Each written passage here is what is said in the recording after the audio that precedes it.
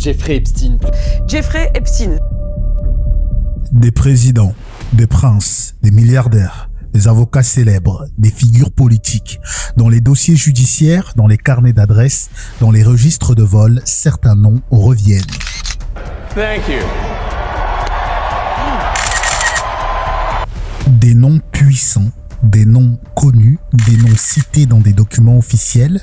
Présence ne signifie certes pas culpabilité, mais leur simple apparition suffit à provoquer un séisme médiatique.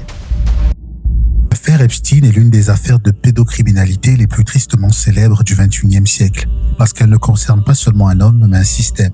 Pendant des années, Jeffrey Epstein mène une vie de luxe, jet privé, villa, île privée dans les Caraïbes et des relations avec les cercles les plus puissants du monde. Officiellement, Epstein est financier, mais l'origine réelle de sa fortune reste très floue.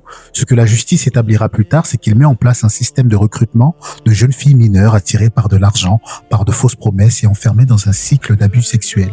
Epstein n'agit pas seul, il est aidé par plusieurs proches, dont sa collaboratrice la plus célèbre, Ghislaine Maxwell, condamnée pour trafic sexuel de mineurs.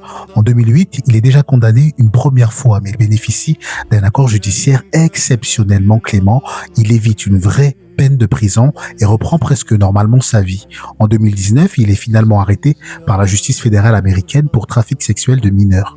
Le monde pense alors que la vérité va éclater, que les réseaux vont être révélés, que les responsabilités vont être établies. Mais quelques semaines plus tard, Epstein est retrouvé mort dans sa cellule, officiellement suicide. Officieusement, une série d'erreurs et d'anomalies alimente le doute. Avec sa mort, une partie de la vérité disparaît et l'affaire devient un symbole, celui de l'impunité des puissants et de la lenteur de la justice.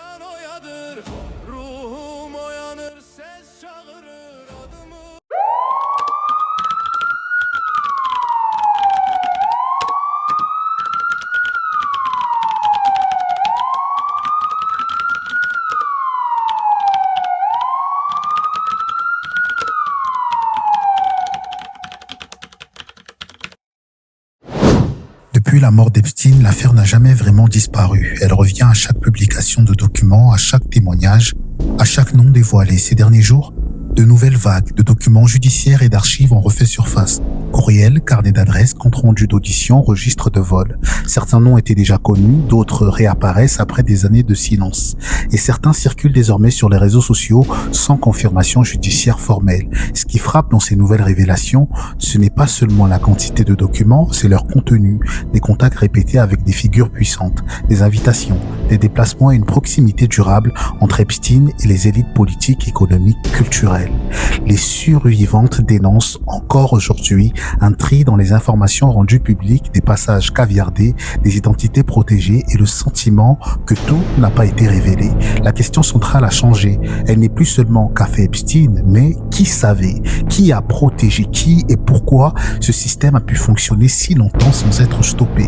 Chaque nouveau document est désormais perçu comme une bombe potentielle, non pour ce qu'il prouve, mais pour ce qu'il suggère. L'affaire Epstein n'est donc pas seulement un dossier judiciaire, c'est devenu un symbole mondial des dérives du pouvoir, de l'argent et du silence institutionnel.